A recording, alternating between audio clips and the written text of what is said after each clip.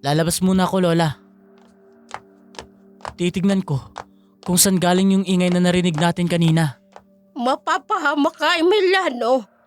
Paano kung grupo ni Berting ang nasa labas?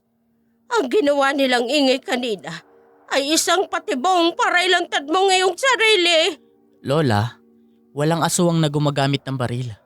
Ang narinig nating ingay kanina ay galing sa putok ng baril. Hindi po yun galing sa kulog at kidlat. Sasamahan kita.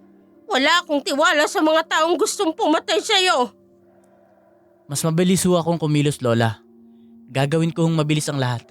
Alam ko ho ang aking gagawin. Dumito lang ho kayo. Magtiwala lang po kayo sa akin. Walang nagawa si Lola Goying kung hindi hayaang lumabas mag-isa si Emiliano. Alam niyang nasa punto na ng paghahanda ang kanyang apo.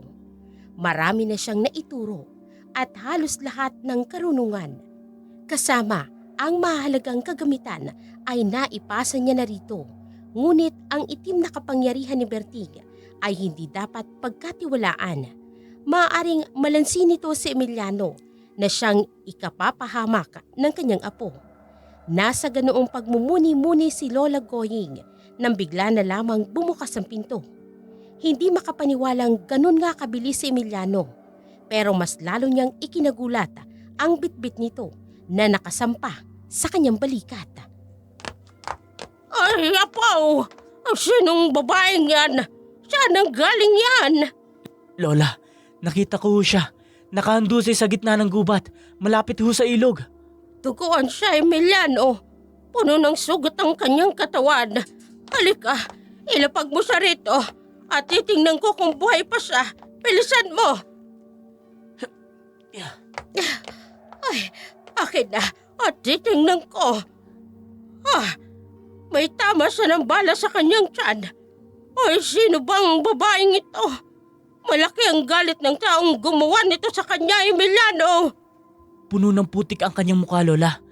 Kung hindi natin siya agad nadala dito, tuluyan na ho siyang matatabunan ng lupa dahil sa lakas ng ulan sa labas kanina. May pitik pa ang kanyang pulso, pero mahina na. Kapag hindi agad nagamot, hindi na siya aabutan ng sikat ng araw bukas. Ay, bilisan mo, apo. Pakuluan mo ang halamang dahon na nasa basket na dala ko kanina. Naibabad ko na yon sa langis at may orasyon na. Bilisan mo, Emiliano! Kilos na! Hindi na nag-aksaya ng oras si Aling Goying at Emiliano. Unang tinanggal ang bala sa tiyan ng babae. Si Lola Goying ay naglinis na sa buong katawan ng babae upang malantad kung may iba pang sugat ang katawan nito. Parehong natigilan ng maglola matapos mapunasan ng maputik nitong muka. Maganda ito at mukhang katutungtong pa lang sa pagkadalaga. Pero sa lalim ng sugat at pasa nito ay hindi pangkaraniwan. Sino kayang walang puso ang gumawa nito sa isang katulad nitong babae? Halos mag-uumaga na nang matapos gamutin ng maglola ang biktima. Katulad ng dati, bago pa tumilaok ang manok, kailangang makaalis sa gubat si Lola Goying para sa kaligtasan ni Emiliano. Ay, apo, ikaw nang bahala sa kanya. Huwag mong kalilimutang lapatan ang kanyang malalim na sugat nitong langis. Hindi ko pa alam kung makababalik ako kaagad. Ay, nakakaawang sinapit ng babaeng yan. Maganda pa naman. Sa tinamo niyang sugat, baka abutin ng 4 hanggang 1 linggo bago siya magkamalay. Lola, paano kung hindi na siya magkamalay? Apo, manggagamot tayo, pero hindi tayo Diyos. Kung hanggang dito na lang ang buhay niya sa mundo, wala na tayong magagawa roon. Ay, mabuti na lang at malawak itong gubat. Malawak ang paglilibingan sa kanya. Lola naman. Aba, apo, kakaibang nababasa ko sa iyong mga mata. Mukhang interesado ka sa babaeng yan. Lola, sa nangyari ho sa kanya, interesado akong malaman kung bakit nangyari to sa kanya. Ano man ang pinagdaanan ng babaeng yan, labas ka na roon, Emiliano. Tandaan mo, kung bakit naririto ka sa gubat. Oras na magkamalay ang babaeng yan. Paalisin mo siya agad dito. Opo, Lola.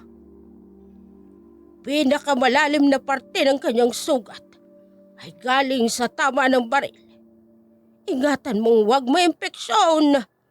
At, Bakit po, Lola? Dumugo ho ba ang sugat niya?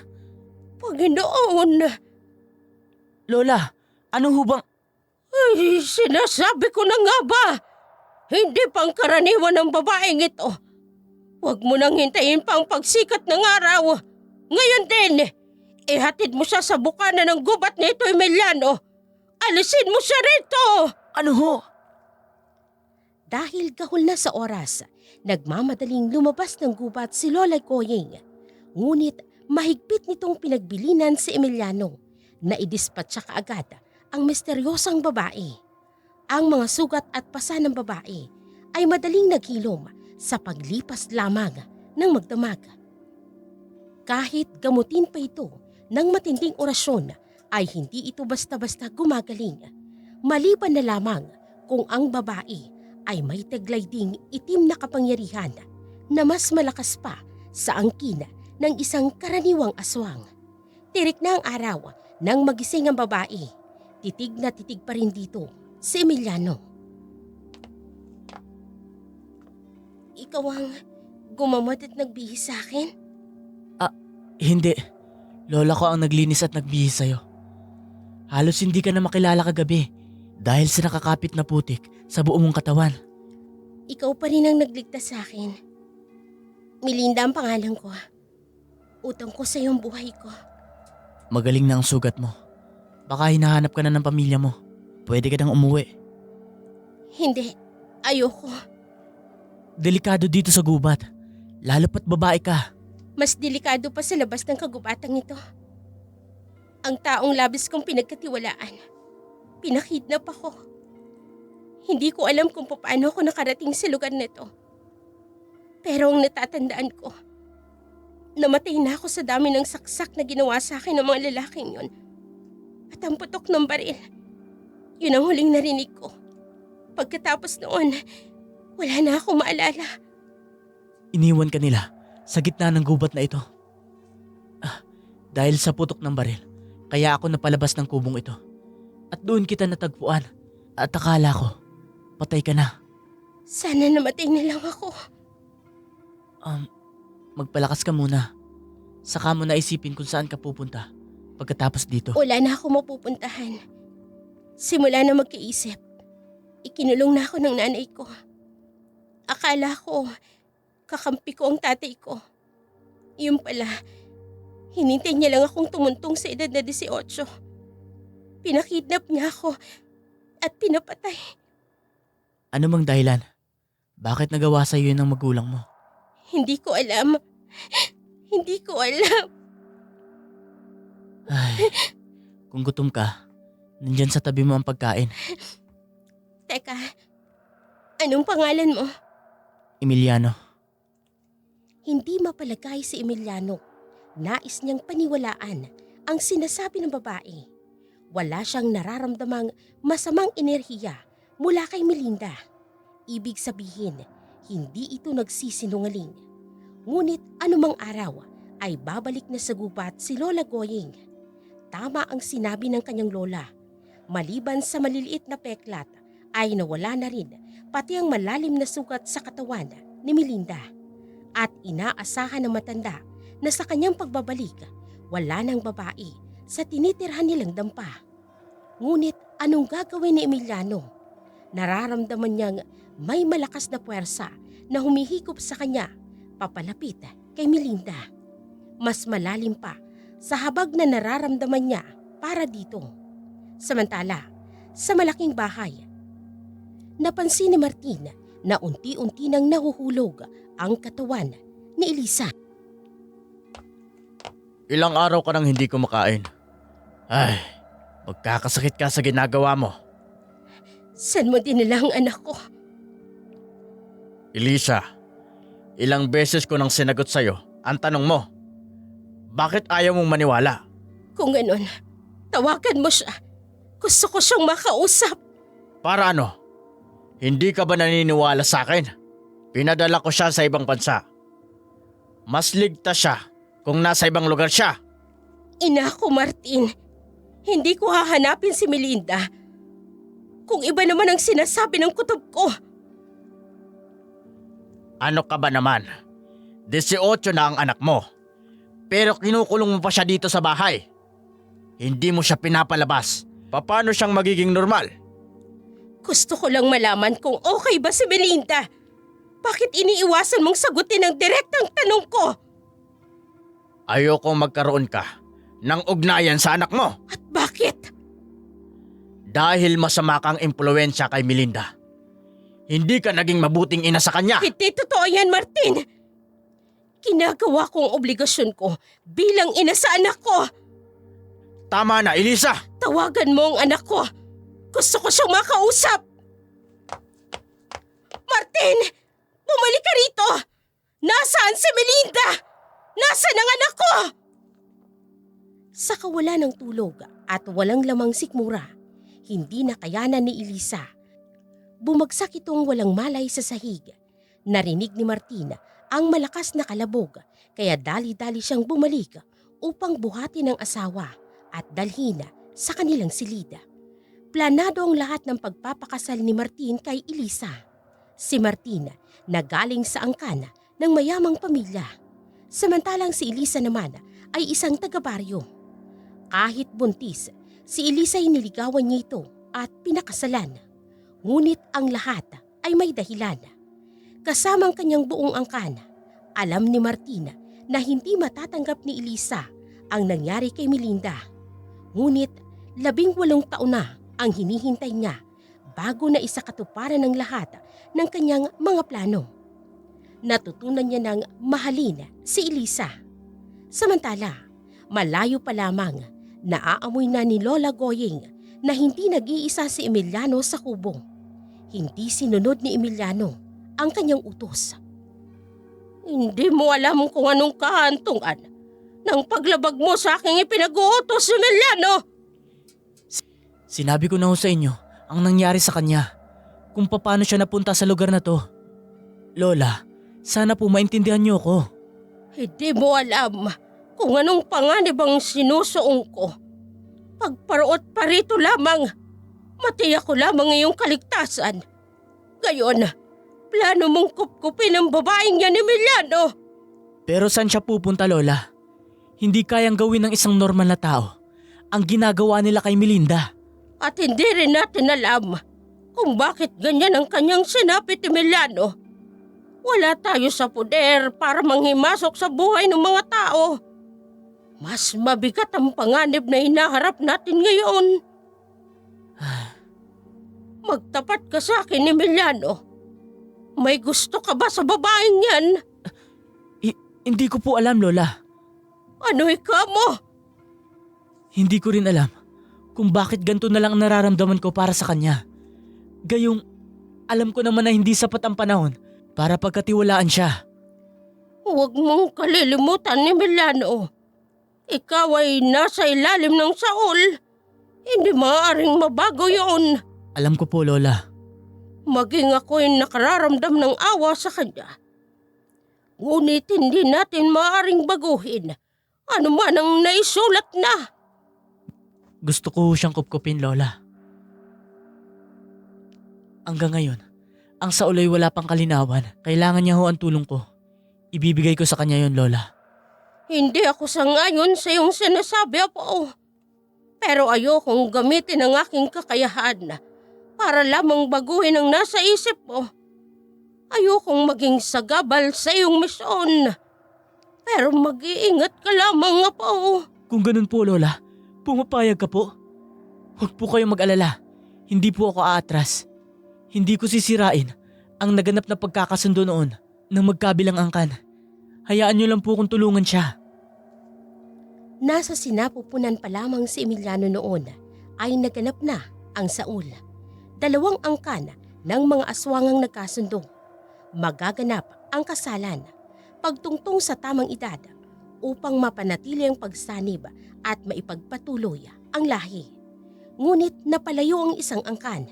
Hindi na muling nagbalik sa lugar na yun. Tanging ang kamatayan lamang ang magpapawalang bisa sa Saul na naganap.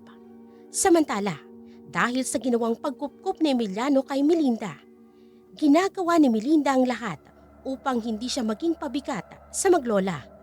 Tumutulong siya sa pagkuha ng mga kahoy sa gubat at nang tuluyang lumakas na, siya na rin ang nagluluto ng makakain nila. Magaling si Melinda sa panghuli ng mga hayop, dahilan para magustuhan rin siya ni Lola Goying. Kinagabihan, sabay na nagising sina Melinda at Emiliano. Kasabay ng tahimik na paligid, biglang nawala ang tunog ng mga kuliglig. Kasunod noon ang isang ingay na narinig nila sa labas ng kubo. Ano yun? Shh! Hipan mo yung sindi ng lampara na nasa tabi mo. Oo. Emiliano, ano yung mga tunog na yun? Huwag mo nang pansinin ang narinig mo. Para sa kanila ba yung mga inihanda mong pangontra? Yung nakasabit sa dingding, sa paligid ng kubo. Pati na rin yung mga asin na isinaboy mo sa paligid. Teka, paano mo nalaman? Naalala ko ang kwento sa akin ng nanay ko. Pangontra yan sa mga aswang. Ay, ano yun? Nakakatakot naman. Si Bertie, lumapag siya sa lupa. Basta, huwag kang gumawa ng anumang ingay. Malakas ang kanilang pangamoy. Kapag naamoy ka nila, mas delikado ka. Kapag nangyari yun, papatayin niya ba ako, Emiliano? Ang langis na ibinigay sa'yo ni Lola, pinapapahid niya sa'yo tuwing gabi. Makakatulong yan sa'yo. Grupo sila ng mga ik-ik. Hindi ka nila basta-basta magagalaw. Ang sabi ni Lola Goying, pangontra daw ang langis na ipinapahid sa buong kong katawan. Kung ganun, hindi sila makakapasok dito sa loob ng kubo? Pero ang mga ik-ik, maliksi at mabilis kumilos. Kapag nalingat ka, pwede ka nilang madagit. Diyos ko, Emiliano, anong gagawin natin? Huwag kang gagalaw. 2 oras pa bago sila aalis. Anong sadya nila? Bakit sila nangkukulo? Ako ang sadya nila, Melinda. Pero kapag naamoy ka nila, magiging target ka rin nila. Ano? Kahit mabigat na ang talukap ng kanilang mga mata, nananatiling gising si Emiliano at Melinda. May mga ik-ik na bumaba sa lupa, nag-aabang ng pagkakataon upang makapasok sa kubo. Sa ilang buwan na pabalik-balik sila sa gubat upang dagitin si Emiliano. Hanggang ngayon ay hindi pa rin sila nagtatagumpay. Malawak na nga ang kaalaman ni Emiliano sa panggagamot, ngunit hindi pa lubusang malakas ang kapangyarihan ng angkan ni Emiliano. Gagawin ng grupo ni Berting na ibalik ito sa lugar ng mga aswang. Pipigilan nila na tuluyang talikuran ang pagiging aswang at maging bihasang manggagamot kung saan hihina ang puwersa ng mga aswang, lalo na ng mga ik-ik. Si Berting nakatayo sa dikalayuan ng kubo. Inaamoy ang lugar na pwede niyang lusutan papasok sa kubo ni Emiliano. Ang gabing yun ay kakaiba kumpara sa mga nakaraang gabi. Mas mabigat, mas mapuwersang pangontrang inihanda ni Emiliano. Habang nagtatagal siya sa lupa, ay nakararamdam siya ng panghihina. Gumawa ito ng tunog nang marinig ng mga kasamaang ik-ik. Isa-isang lumipad ang mga ito, papalayo sa gubat.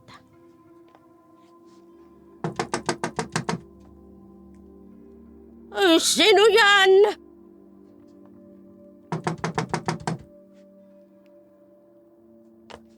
Ay, Goyeng! Buksan mo ang pinto! Madali ka!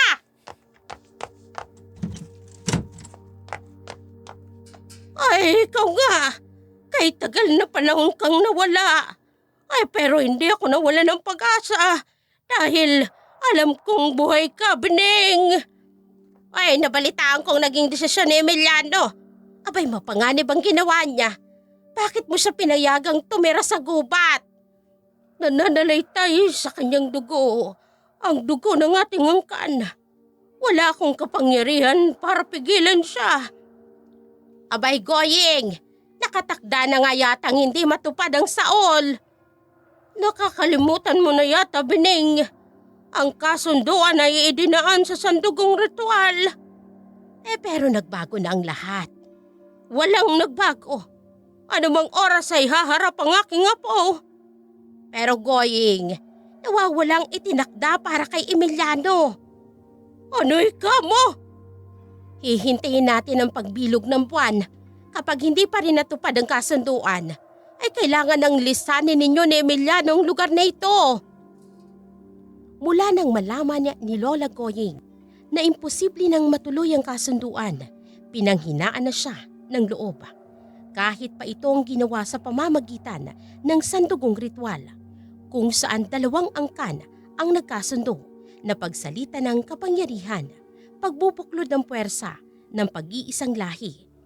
Hindi malaman ni Lola Goying kung buhay pa bang pamilya ng babae o sadyang tumakas ng angkan nito at nagbago na ng buhay. Samantala, dahil sa kabiguan at pagkainip ng grupo ni Berting, si Lola Goying ang kanilang napagbuntunan. Ang matanda ang kanilang pinantayan. Iniisip ni Berting na si Lola Goying ang nagbibigay ng mga pagkain at nagtuturo kay Emiliano upang maging malakas ito at tumagal sa pananatili nito sa gubat. Emiliano, saan ka pupunta? Huwag mo naman akong iwan dito mag-isa. Babalik ako sa baryo. Aalamin ko ang kalagayan ni Lola Goyeng. Hindi ako magpapaabot ng gabi. Babalik ako kagad. Sasama ako. Hindi ako kampante dito kung wala ka. Ano ka ba naman? Nasa paligid lang mga ik-ik. Kaya kong protektahan ang sarili ko mula sa kanila. Hindi kita kayang pangalagaan, Melinda. Ako na ang bahala sa sarili ko. Hindi ako natatakot sa kanila, Emiliano. Ang ilang gabing pagbabalik-balik nila dito, alam ko na kung hanggang saan lang kanilang kakayahan. Melinda, Hindi ako magiging pabigat sa'yo. Pangako, Emiliano.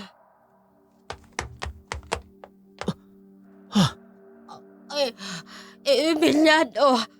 Lola! Lola Goying! Ano pong nangyari sa inyo? Hinahabol ako ng grupo ni Berting. Mas malalim ang galit nila ngayon sa atin, apo. Nanggaling ba sila rito? Anong nangyari? Opo, Lola. Pero umalis din po sila agad. Sinaktan ka ba nila? Hindi, apo. Pero sinubukan nila akong pigilan na pumunta rito. Kailangan na nating lumayo rito. Matanda na ako. Hindi ko na siya kaya pang labanan. Umalis na tayo rito, Emiliano! Sa pag-aalala ni Emiliano sa pwedeng gawin ni Berting sa kanyang Lola Goying, hindi nito pinayagan na lumabas ng gubata ang matanda. At himalang pagkalipas ng ilang araw na wala ng mga ik-ik ang naligaw sa gubat upang manggambala. Naging matiwasay ang buhay ng maglola kasama si Melinda. Si Melinda, labis nang napapalapit ang loob sa maglola hanggang patuloy ang pagpapalakas ng kapangyarihan sa panggagamot ni Emiliano. Si Lola Goying at si Melinda ang laging magkasama para lumuwas ng bayan. Dala ang mga buhay na manok at nahuli nila mula sa gubat para gawing palitan, kapalit ng bigas, isda at iba pang produktong bibilhin. Hanggang isang araw, nakarating kay Martin ang isang balita na naghatid sa kanya ng galit at ng pangamba. Sangkatutak niyong mga bobo! Punyal at baril na ang ginamit niyo. Pero hindi niyo pa rin nagawang patayin. Anong silbi ninyong lahat? Paanong nangyari ngayon? Naglalakad siya at buhay na buhay. Imposible. Natitiyak kong patay na siya. Pagkatapos ng ritual at pag-aalay, bago ko siya tinapon sa gubat. Wala siyang buhay. Hindi ba't sinabi ko sa inyo, natiyakin niyo ang kanyang kamatayan? Binaril niyo ba siya? Opo, sir. Anong nangyari? Hindi kaya nagising na ang kanyang taglay na itim na kapangyarihan? Nasa tamang edad na siya, kaya Tumigil ka! Huwag mo kong papangunahan. Ano ang panghinihintay mo? Huwag mo kong pangungunahan. Ano pang hinihintay nyo? Hanapin nyo siya at ibalik nyo dito sa akin. Agad na kumilos ang mga tauhan ni Martin. Sa bayan, uling may nakakita kay Melinda. Kaya doon agad nagtungo ang mga inutusan. Ngunit hindi na nila naabutan pa ang babae. Samantala, patuloy sa paghahanap si Bining.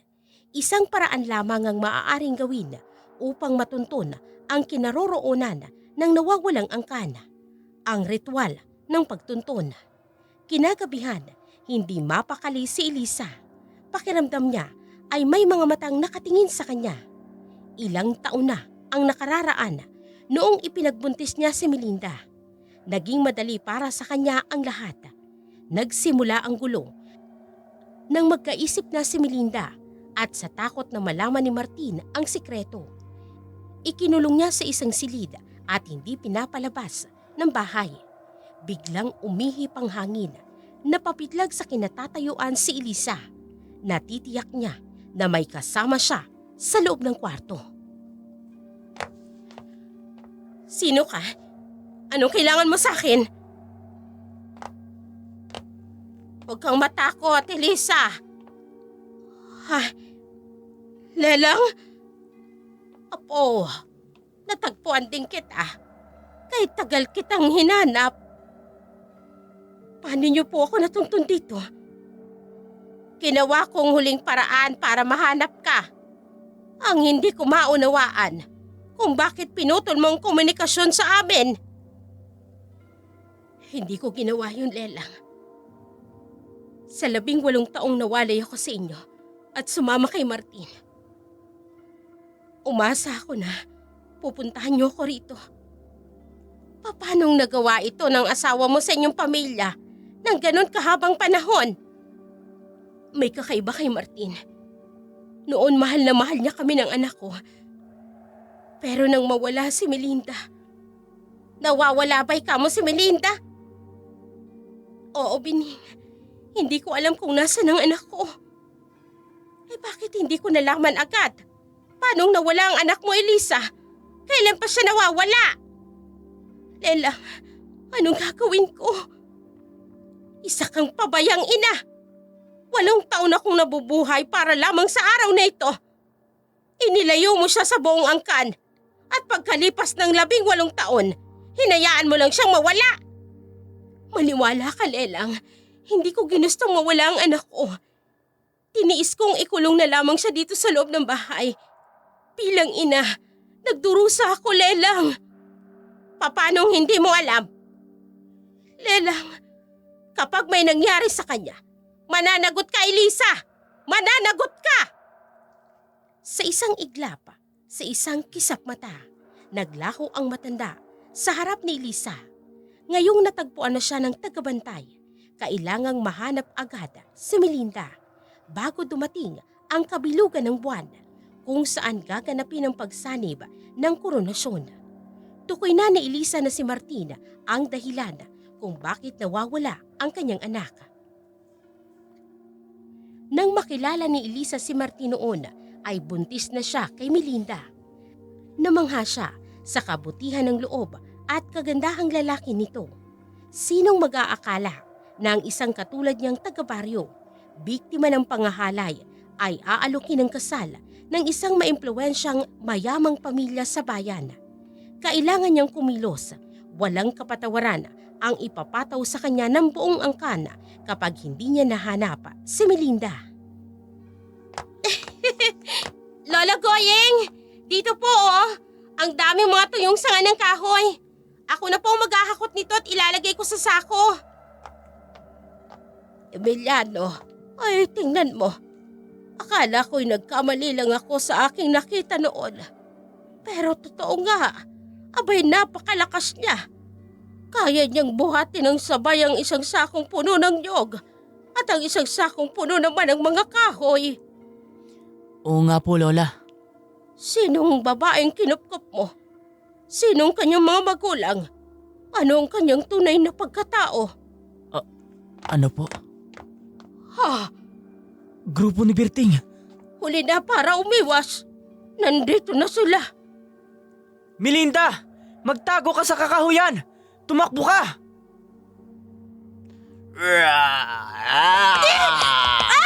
Emiliano!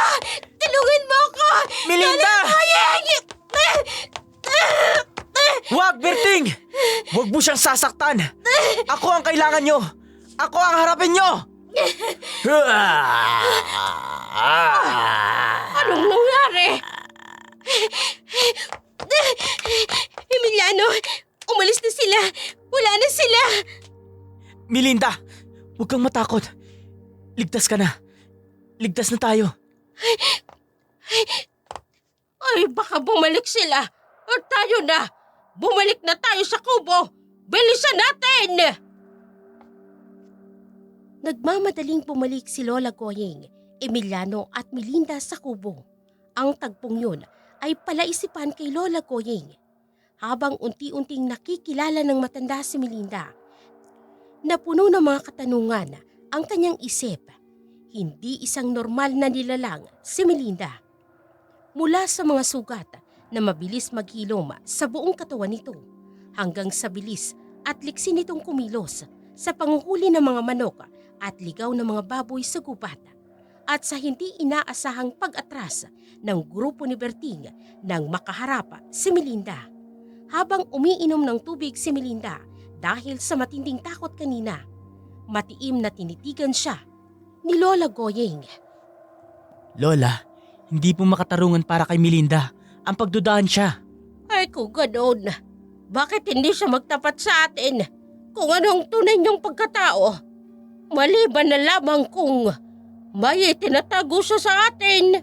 Lola, ikinulong siya ng kanyang mga magulang. Nakalabas siya dahil pinakidnap siya ng kanyang sariling ama at tinangkang patayin. Naniniwala ako sa kanya, Lola. Kay bilis mong malansiya po. Sa palagay ko, nakakalimutan mo na kung anong dahilan ng pagpapakahirap ko sa gubat na ito. Sa tinamong sugat ni Melinda, sinong normal na taong mabubuhay ng ganoong kalagayan? Lola, marahil ay hindi pa ginusto ng Diyos na mamatay siya. Kayo ang gumumot sa kanya. Ay, paano natin ipapaliwanag ang ginawang pag-atras ng grupo ni Berting nang handa na siyang dagitin ng grupo nito? Ano po? Sa kilos ni Berting, may kinatatakutan siyang isang bagay, kaya siya umatras.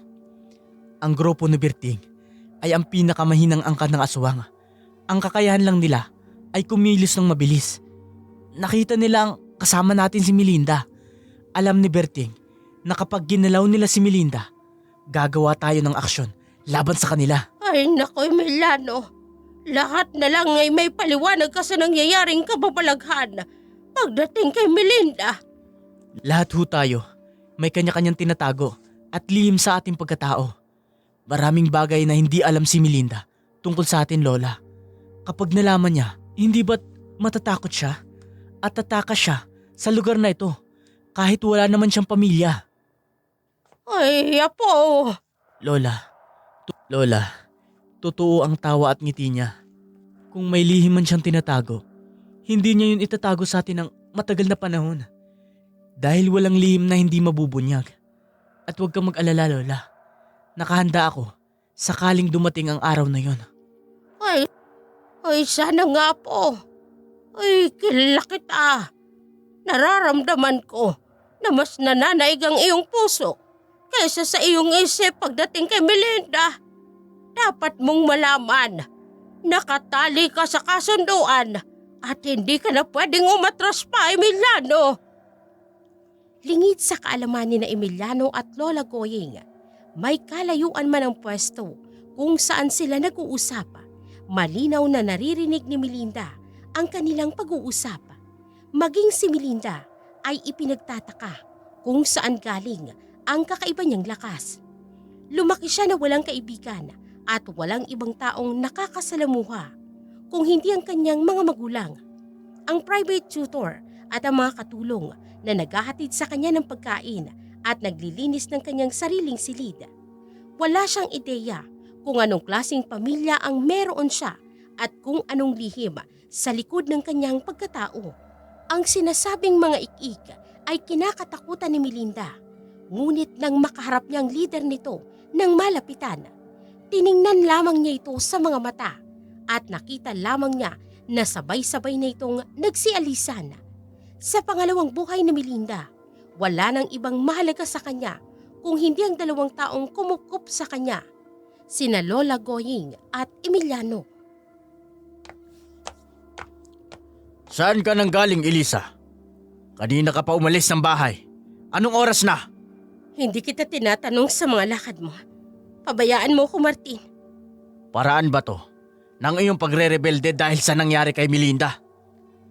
Elisa, hindi tumitigil ang aking mga tauhan sa paghahanap sa anak natin. Naghahanap ng may bitbit na mga armas? Anong inutos mo sa kanila, Martin? Anong gagawin ng mga tauhan mo kapag nakita nila si Melinda? Pinagdududahan mo ba ako? Noon pa ako dapat nagduda sa'yo. Pero kabutihan mo lang ang nakikita ko. Kaya nagbulag-bulagan ako. Mangmang ako, Martin. Pero hindi ako tanga. Anong ibig mong sabihin? Ikaw ang alam kong huling kausap ni Melinda. Mga tauhan mong huling pumasok sa bahay na ito. Saan nila dinala si Melinda? Elisa! Itiwan mo ako, Martin. Huwag kang lumapit sa akin. Tigilan mo na to. Kapag nahanap si Melinda, iuuwi ko siya dito. Ibabalik ko ang anak mo sa'yo. Gawin mo, Martin. Dahil kung hindi, kalilimutan ko na ikaw ang nagsalba sa akin sa malaking kahihiyan nang ipinagbubuntis ko si Melinda at pinakasalan mo ko.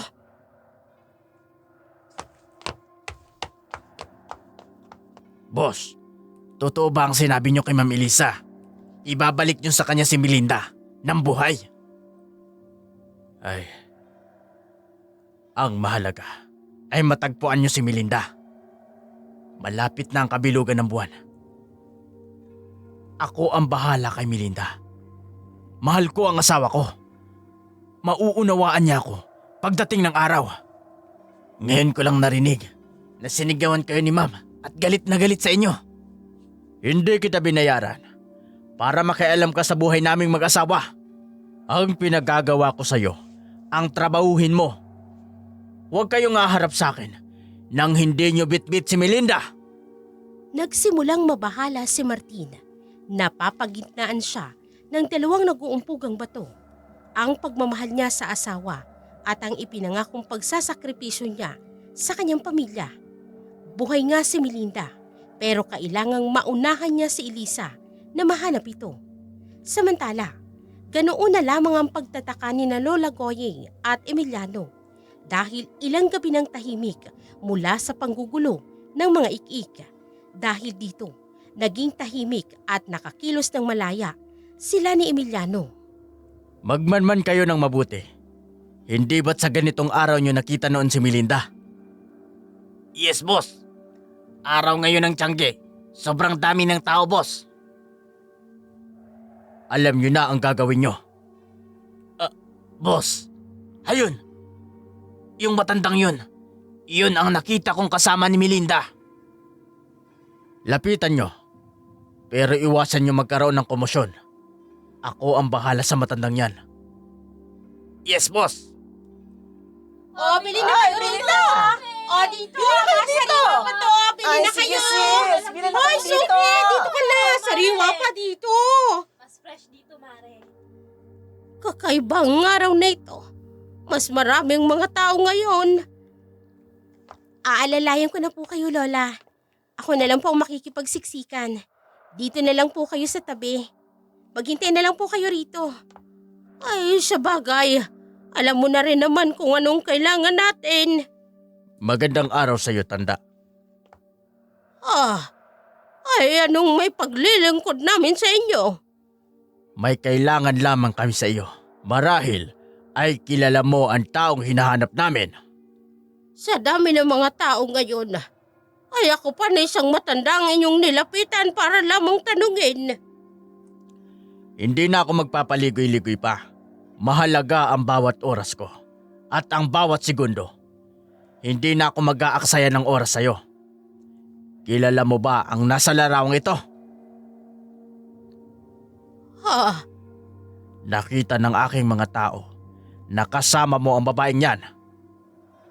Hindi ko alam kung sinong tinutukoy mo. Ay, pasensya na. Pero malabo ng aking mga mata. Hindi ko nakikita kung sinong nasa larawang iyan. Huwag mong uubusin ang pasensya ko, tanda. Ay, pasensya na po kayo. Pero kung wala kayong nakikitang kasama ko, at hindi nyo rin nakikita yung nasa larawang yan, hindi ko masasagot ng wasto ang inyong tanong. Ay, maiwan ko na kayo. Itutuloy ko ng pamimili. Boss, sigurado ako. Siya ang matandang kasama ni Melinda nung araw na yon. Marami akong kasamang magpapatunay tungkol sa matandang yan. Sundan niyo ang matandang yan. Yes, boss! Umalis si Martin at naiwan ang ilang kanyang mga tauhan upang lihim na sundan si Lola Goyeng. Walang kibuang bumalik sa gubat sina Lola Goyeng at Melinda. Si Emiliano'y masaya nang makitang dumating na ang dalawa. Nag-aalala siya dahil natagalan ito sa pag-uwi. Unti-unting napansin ni Emiliano ang ekspresyon ng kanyang Lola Goyeng. Sinundan niya ang dalawa sa kubo. Ramdam ni Emiliano na may nangyaring hindi pangkaraniwan sa bayan. Magtapat ka nga sa amin, Melinda. Anong koneksyon mo sa pamilya ni Martin? Si Martin, ang isa sa mga naghahanap mula sa pamilya ng mga mayayaman na maimpluwensya sa bayan. Kilala mo si Martin? Kilala niyo ang aking ama? Ano pong ibig niyong sabihin tagahanap? Ano? Ama mo si Martin? Ay, ama niya si Martin Emiliano. Siya ang nagpadukot at nag-utos sa kanyang mga tauhan na patayin ka? Pinaligiran ako ng mga taong nakatalukbong. Pinahiga sa gitna ng altar na napapaligiran ng mga anito. Ginawa kang sakripisyo ng iyong ama. Inalay ka niya sa masasamang espiritu upang mabuhay ng matagal ang kanilang angkan. Ang angkan ng mga ulipon. May angkang kami ng mga aswang. Si Martin ay nanggaling sa angkan ng nahawaan lamang ng isang aswang. Dahil sa sumpa, kaya nananatili ito hanggang sa kahuli-hulihan ng kanilang saling lahi. Sila ay alagad lamang ng isang aswang o mangkukulam na nagbigay sa kanila ng sumpa. Kaya sila kinikilala bilang ulipon. Anak niya si Melinda? Lola Goyeng, hindi maaaring isakripisyo si Melinda dahil hindi puro ang kanyang dugo. Maaari po. Dahil tanging sanggulmano isang babaeng birhen at may purong dugo ang pwedeng gawing sakripisyo sa masasamang espiritu. Kung si Melinda ang isinakripisyo ni Martin, Lola Goyeng, paano siya nakaligtas? Paano siya nabuhay, Lola? Dahil hindi puro ang dugo ni Melinda. Kaya siya inalay ni Martin dahil akala niya puro ang dugo ni Melinda. Maliban na lamang kung hindi ito alam ni Martin. Ano pong ibig niyo sabihin, Lola? Hindi si Martin ang tunay mong ama. Ho? Ay, sino ka talaga, Melinda? Ano ang totoo mong pagkatao? Saang angkang ka nagmula? Hindi ko po alam, Lola. Wala po talaga akong alam. Hindi rin alam ni Melinda kung ano ang totoo niyang pagkatao. Nang dumating ang grupo ni Martin, nasa tabi lamang kita, pero hindi ka nila nakita. Ano ho?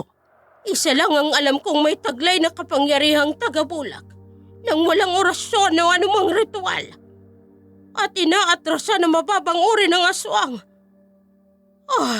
Kailangan ko siyang hanapin. Lola, saan po kayo pupunta? Si Bining! Kailangan ko si Bining! Lola! Ay, dyan na muna kayo! Hindi naisip ni Lola Goyeng ang panganib na maaaring suungin. Ang nais lamang niya ay makausap si Bining na siyang tagatala at may hawak ng kasunduan sa pangkalahatang aswang. Sa nalalapit na kabilugan ng buwan ay may kanya-kanyang piging na magaganap at ito rin ang oras na hinihintay ng mga ulipon at iba pang mababang uri ng aswang upang magkaroon sila ng immortalidad sa pamamagitan ng pagsasakripisyo sa masasamang espiritu. Samantala, patuloy ang paghahanap ni Elisa kay Melinda. Nangihina ng tagatala. May proseso sa paghahanda na tanging si Melinda lamang ang hinihintay nito. Elisa! Magpalakas po muna kayo, Lelang. Dadalhin ko kayo sa baryo. Manatili kayo ron. At ako na lang ho maghahanap sa anak ko. Wala na. Nabibilang na lamang ang araw ko sa mundong ito, Elisa. Pero hindi ako matatahimik hanggat hindi na isa sa katuparan ng kasunduan. Ang lahat ng naitala ay kailangang matupad. Mabubuhay ka pa, Lelang. Ihahatid ko kayo sa baryo. Hindi kayo pwedeng manatili dito dahil delikado kapag nakita kayo ni Martin. Ay, Martin! Sinasabi ko na nga ba, dito nang gagaling ang nag-aalingasaw na amoy. Hulihin niyo ang matandang yan! Martin! Wag! Bitawan mo siya! Elisa, kilala mo ang matandang yan? Wala siyang ginagawang masama. Gusto lang niyang tumulong para hanapin ang anak natin, Martin. Kilala mo ba ang matandang yan? Kampon siya ng demonyo. Hindi. Hindi, Martin. Matanda na siya. Wala na siyang lakas. Hindi mo ba nakikita? Mahina na siya. Hindi sa lakas humuhugot ng itim na kapangyarihan ng matandang yan. Ngayon, hindi na ako magtataka kung bakit nagbago na ang aking asawa. Hinipnotismo mo siya. Nasa ilalim siya ng iyong itim na kapangyarihan.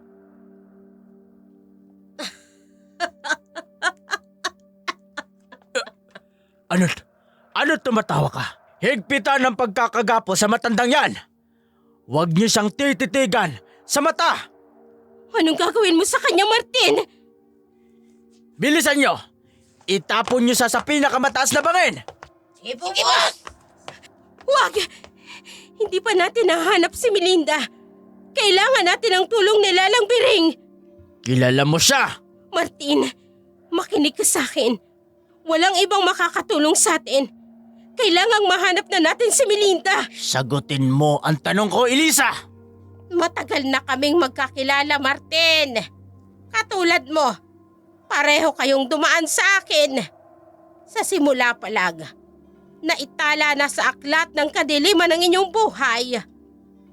Ngunit ikaw ang sumira ng aking talaan. Ano? Ibigay niyo sa akin ang baril. Huwag! Martin! Marami kang sinasabi, tanda. Ano man ang katungkulan mo sa mundo ng kadiliman. Matanda ka na, kaya kailangan mo nang magpahinga. Martin! Huwag! Lelang! Pwe! Linisin niyo ang buong paligid. Itapon ang matandang yan. Lelang! Hindi pa nabubuksan ang talaan. Huwag niyo akong iwan. Lelang, kailangan ko kayo. Itago mo ang kwintas nito. Nahigit pa yan sa iyong buhay. Lelang! Ibigay mo kay Melinda. Magaganap ang piging. Ipangako mo sa akin, Elisa. Lelang! Tuluyan ng pumikita ang tagatalang si Bining.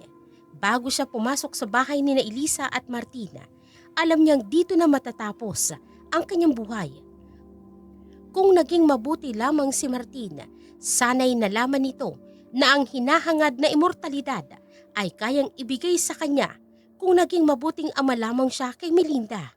Ngunit gani dito at abusado sa kapangyarihan bilang isang pinakamayaman ng kanilang bayan. At dahil sa nangyari, Umalis si Elisa sa malaking bahay upang igugol ang sarili sa paghahanap kay Melinda. Dala nito ang kwintas at ibinilin sa kanya ng tagatala. Isang normal lamang na tao si Elisa. Walang kakayahan sa anumang bagay. Ngunit malakas ang kanyang pakiramdam na muli silang magkikita ng kanyang anak. Hindi nito alam ang magnetong kakayahan ng kwintas. Kaya natakot si Elisa na bigla na lamang may humarang sa kanyang kalalakihan na kampon ng mga ik-ik. Sino kayo? Huwag niyo akong saktan. Wala akong ginagawang masama sa inyo. Isa kang normal na tao. Ngunit dala mo ang kwintas na may itim na hiyas. Ikaw ang babae na tumawag sa aming atensyon. Kaya kami naririto. Ha? Paano niyo nalaman ang tungkol sa kwintas na may itim na hiyas? Sumama ka na sa amin. Sino ba kayo? Anong klaseng nilalang kayo? Huwag niyo akong papatayin. Kayang-kaya ka naming patayin, babae. Ngunit huwag kang matakot dahil marunong kaming kumilala ng mas nakakataas sa amin. Dadalig ka namin sa taong hinahanap mo, babae. Ha? Kilala niyo ang taong hinahanap ko? Alam niyo kung nasaan ang aking anak? Nag-aatubili si Elisa na sumama sa mga humarang sa kanya. Ngunit alam niyang hindi ito purong tao dahil sa kwintas na may itim na hiyas. Sagradong kwintas na nakatago pa sa baol ni Bining. Ang kwintas ay may magnetong dala at madaling makahigop ng puwersa mula sa mababang uri ng aswang. Katulad ng mga ulipon at mga nakahawa, kampo ng kadiliman at mga kawal.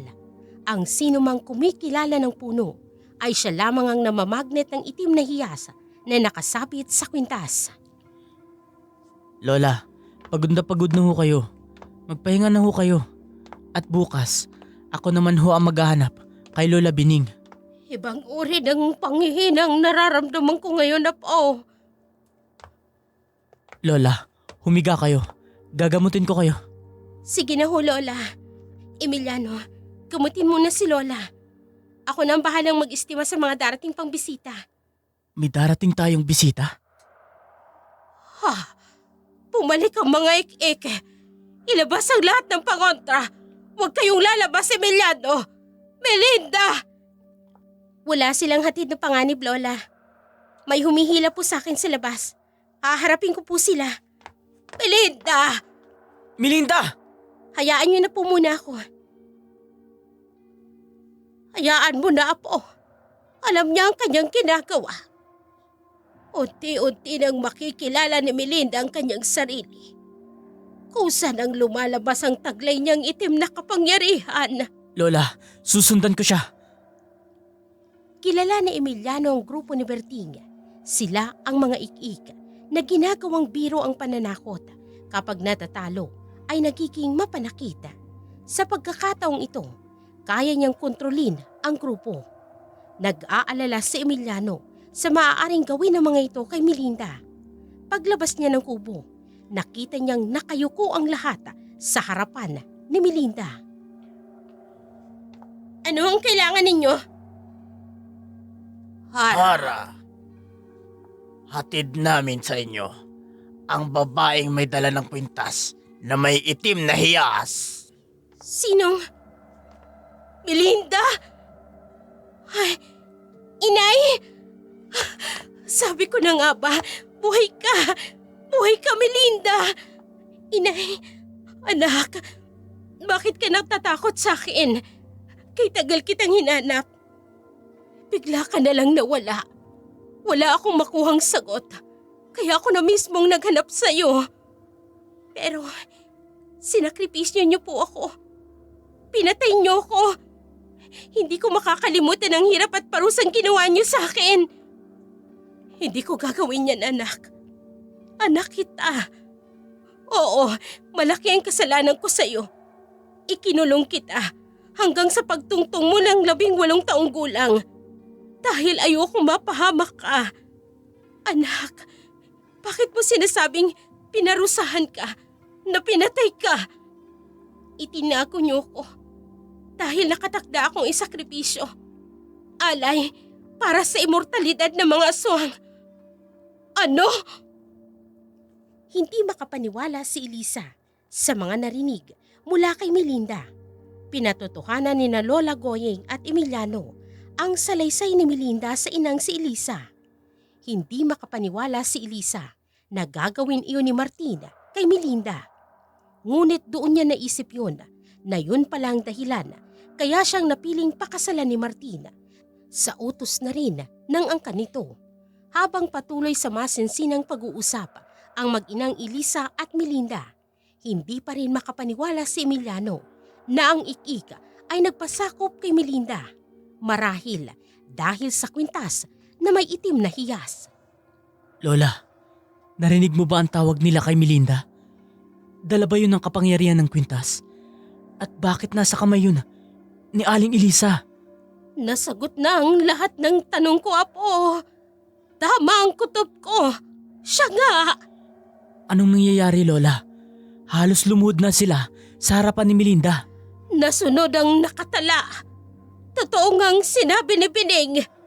May makabuluhan ng pagsasanib ng 2 makapangyarihang angkan sa kasaysayan ng mga aswang. Lola, Ano ba? Noon hindi mo masagot ang aking mga tanong. Ngayon na yan ang sagot, Emiliano. Hindi mo pa rin ba yun naiintindihan? na may itim na kapangyarihan si Melinda? Paano nangyari yun? Kung purong tao ang kanyang ina. Si Elisa, ang buntis noon. Ngunit pinakasalan pa rin ni Martin. Ang akala niya'y maisasakripisyo ni Martin si Melinda sa masasamang espiritu. Pero hindi siya nagtagumpay. Paano?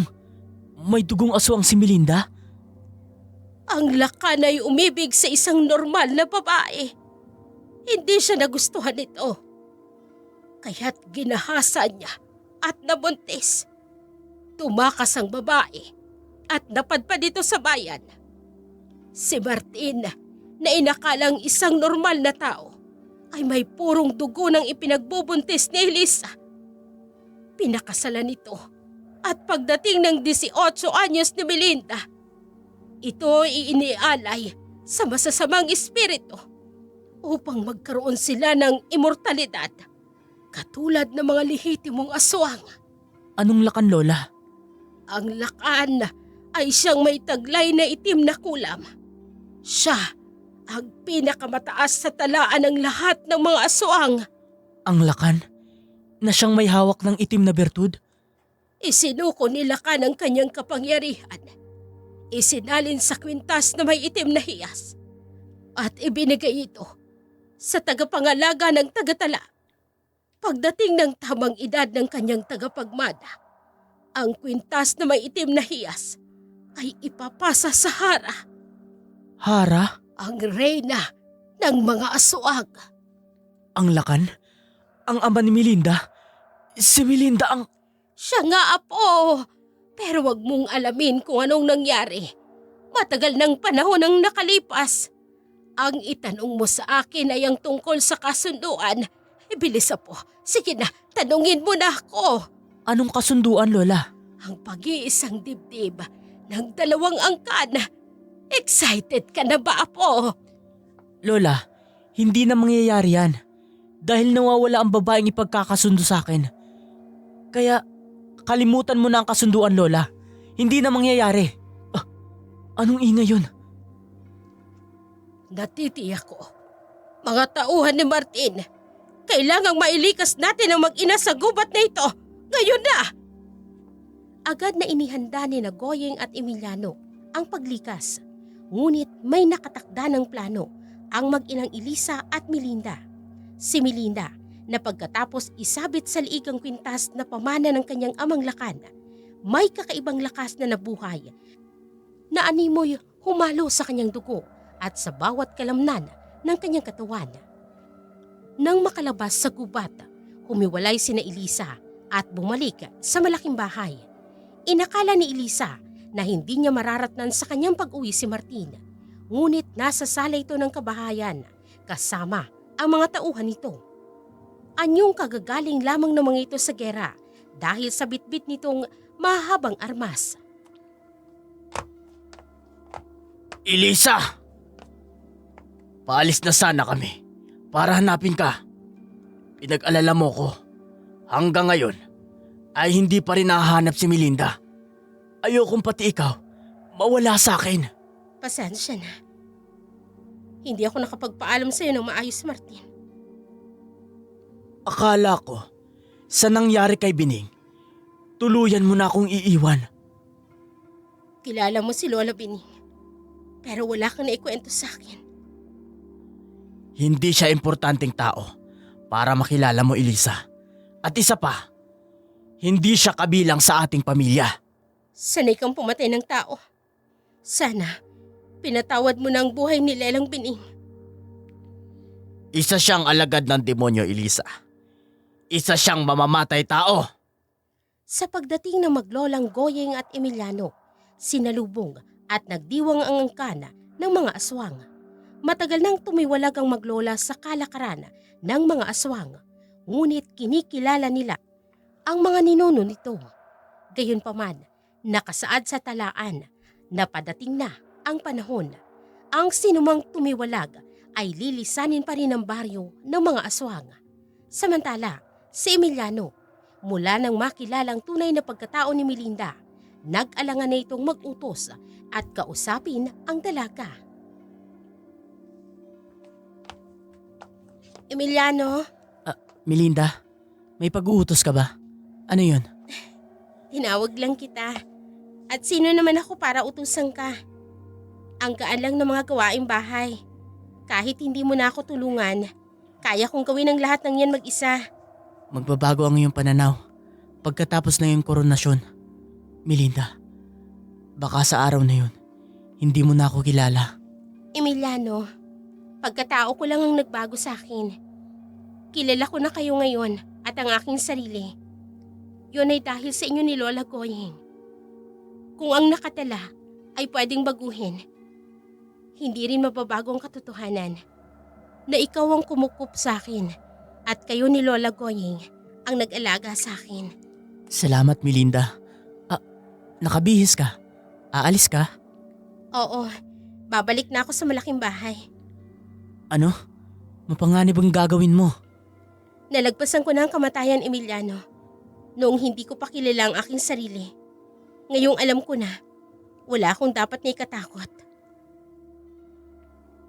Melinda, hindi isang mabuting ulipon si Martin. Siya ang kinilala kong ama mula nang magkaisip ako. Ngunit siya rin ang nagtangkang pumatay sa akin.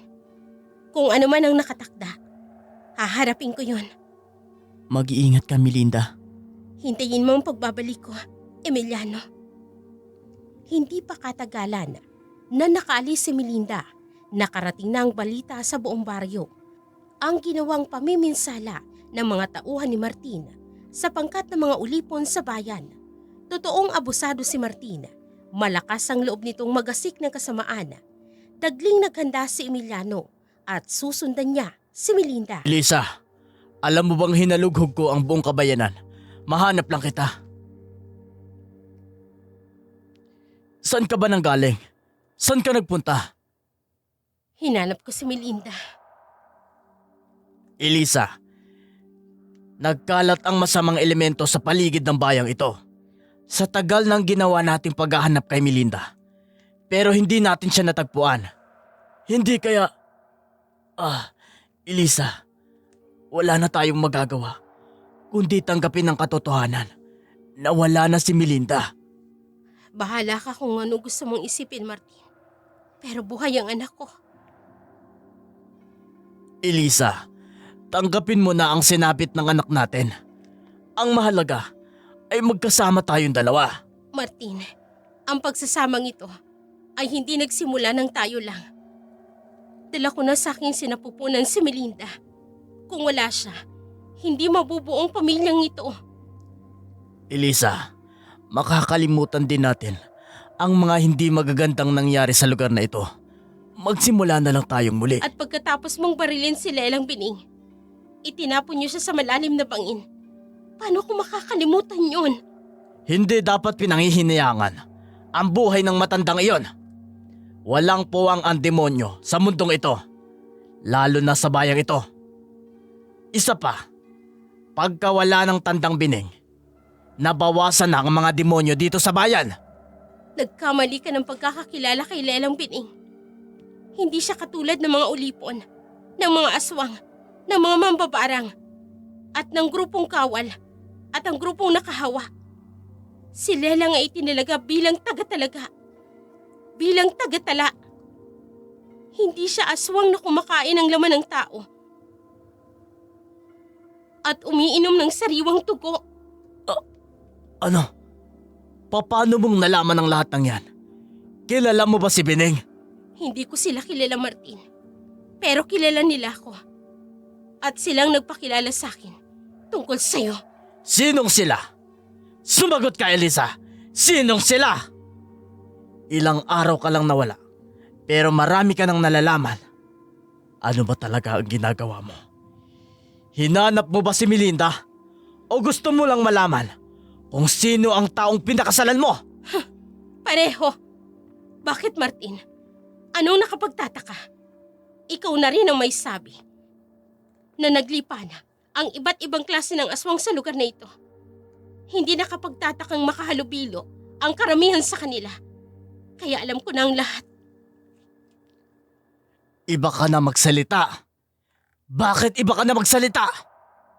Ang Elisang pinakasalan ko ay isang mahinahon na babae. Hindi lumalabas ng bahay. Hinihintay lang akong dumating. Pinagsisilbihan ako ng pagkain. Hinahatid ako sa pinto at hinihintay na makauwi. Pero ngayon, Noon yun, Martin. Noong bulag at bingi pa ako sa totoong nangyayari sa aking paligid.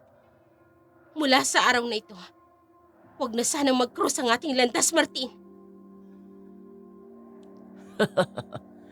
anong ibig mong sabihin? Sa ginawa mo sa anak ko, maghiwalay na tayo. Hindi! Hindi ba si Melinda ang dahilan kaya mo ako pinakasalan? Hindi ba, Martin? Ikaw ang nakiusap sa akin na ikulong siya sa bahay na ito. Ang aking anak, hanggang sa pagtungtong niya ng 18 taon. Dahil ayaw mong madungisan ng kanyang pagkababae. Gusto mo siyang manatiling birhen para gawing sakripisyo.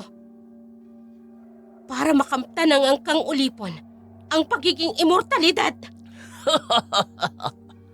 Hindi ko akalain na ang babaeng taga-baryo matalino rin pala.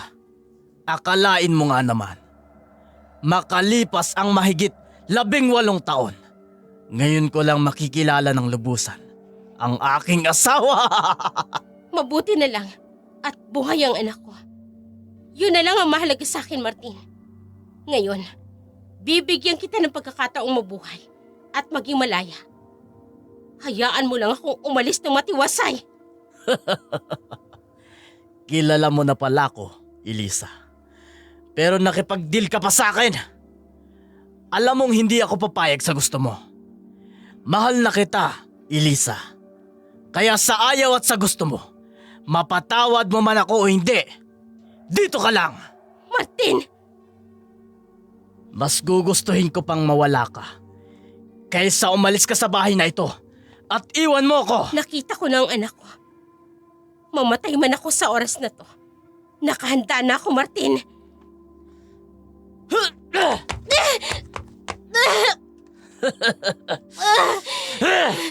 Sige, Melinda. patayin mo ko. Hindi ako natatakot sa'yo. Mahal kita. Pero magiging masaya ako kung mamamatay ka sa mga kamay ko. Bitiwan mo ang nanay ko!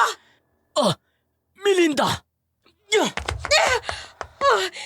Melinda! Anak!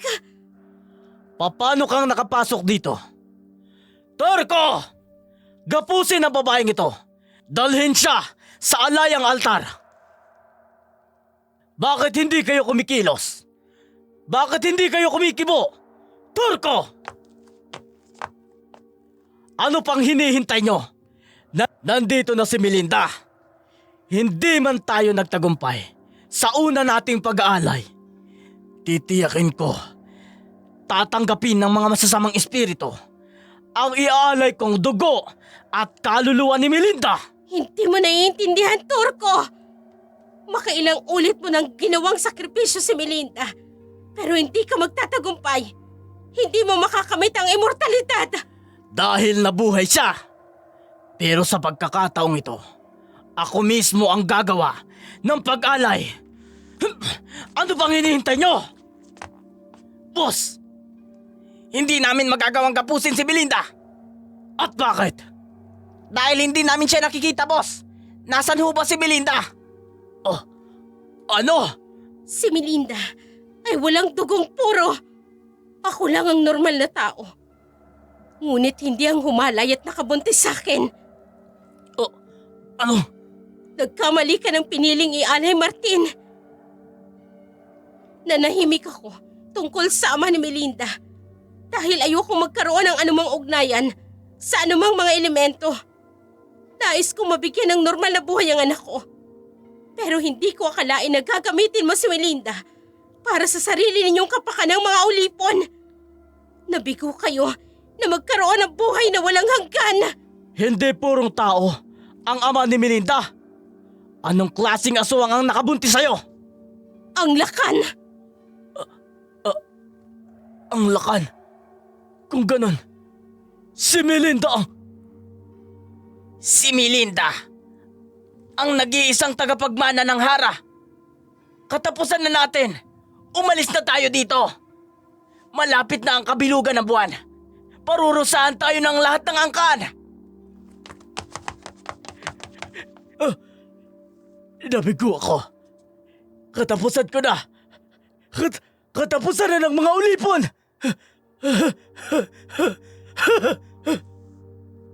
Nawala sa sariling katinoan si Martina at makalipas lamang ang ilang araw ay hindi na ito nakita pang pakalat-kalat sa lansangan. Kasunod ang pag-akyat ng bundok ng mga ulipon. Sa pagsalubong sa kabilugan ng buwan, naghanda ang lahat sa malaking piging dahil sa magkasabayan na okasyon. Mula nang mawala si Martina at ang mga tauhan nito, naging normal ang buhay ng mag-inang Elisa at Melinda. Si Emiliano naman, naging kilalang magaling na manggagamot na dinarayo pa ng malalayong baryo at ng probinsya, maging ng mga taga-syudad. Si Melinda, padalaw-dalaw naman sa baryo at laging kinakatagpo ang mga kababaihan at bagong sibol na mga aswang. Ay, bakit pinapanood mo lamang sila po? Bakit hindi ka lumapit at makiisa sa kanila? Mukhang masinsinan ang pinag-uusapan ng mga kababaihan, Lola. Masaya lang ako dahil nakikita kong umiti si Melinda at nakikahalubilo siya sa mga tao rito. Pagkatapos ng piging, nakikita ko na ang malaking pagbabagong mangyayari sa baryo natin, Apo. Marami na po ang nagbago, Lola.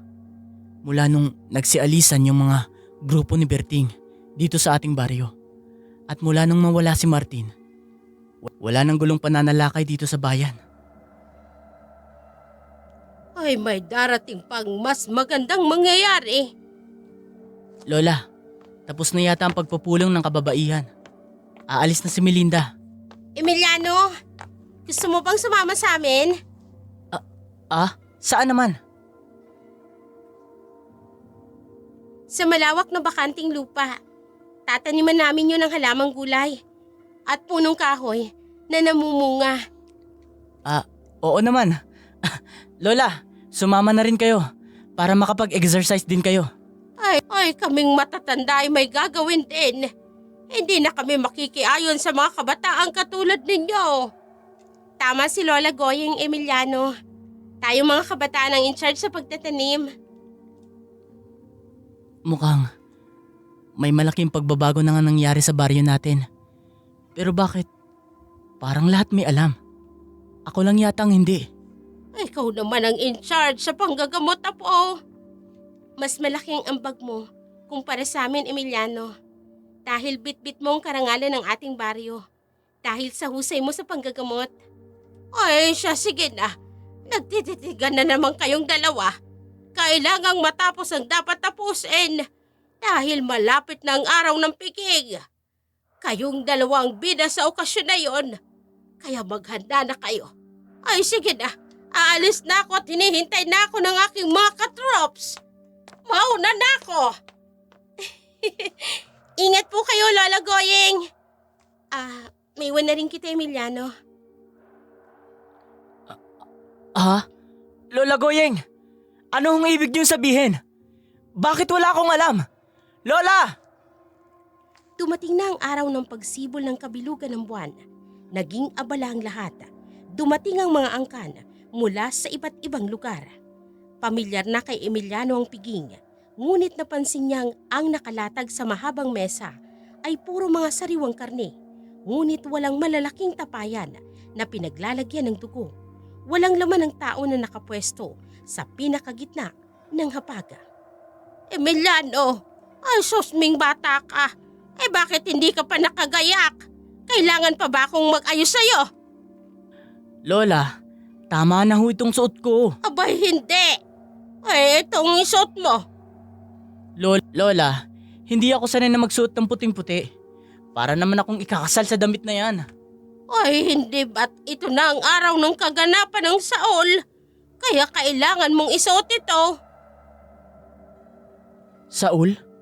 Lola, ni minsan hindi ko pa nakilala ang pinagkasundo niyo sa akin. Alam ko po, dapat matupad ang kasunduan ng dalawang angkan. Pero Lola, tama ho ba na magpakasal ako sa babaeng hindi ko naman kilala at hindi ko mahal? Oo nga naman po, Lola. Hindi makatarungan yun sa babaeng pakakasalan ni Emiliano. Melinda? Lola, kung sana'y bigyan niyo ako ng pagkakataon na makilala ang babaeng naitala para sa akin.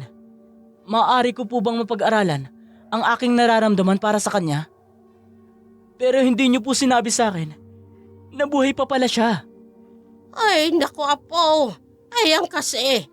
Dahil sa pagtalikod mo bilang aswang at dahil sa ginugol mong oras mo sa panggagamot, abay wala kang alam.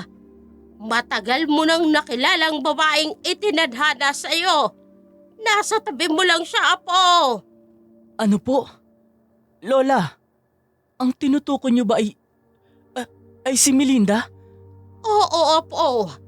Ang kwintas na may itim na hiyas ay pag-aari ng kanyang ama na ipinasa kay Melinda.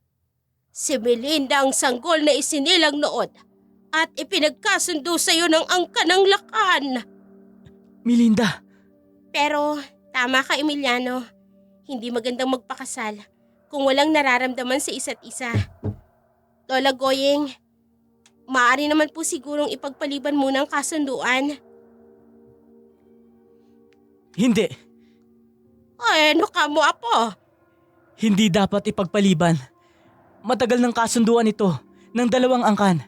Kailangan maganap ang kasalan. Magbibihis na ako. Sinasabi ko na sa'yo, Melinda. Mahal na mahal ka ng aking apo. Hindi man lang niya ako tinanong kung mahal ko siya, Lola. Ay, hindi ba? Mahal na mahal ko po si Emiliano, Lola. At dahil doon, hindi mo na sinangayunan ng gaganaping koronasyon. Ayokong kilalanin ako bilang pinuno ng mga aswang. Sapat na sa akin na kilalanin nila ako bilang miyembro ng angkan. Unti-unti kong babaguhin ang mga naitala sa libro ng kadiliman.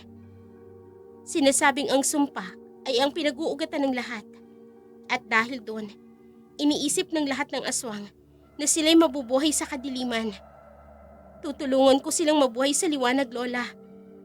Nabuhay din ako sa dilim noon. Pero nang makilala ko si Emiliano at kupkupin niya ako, doon ko naisip na lahat tayo may pagkakataong magbago. Pumili ng buhay na gusto natin. Kasama na mga mahal natin sa buhay. Igagalang ng lahat ang iyong desisyon, Melinda. Lola, nakabihis na ako. Tara na, simulan na ang kasalan.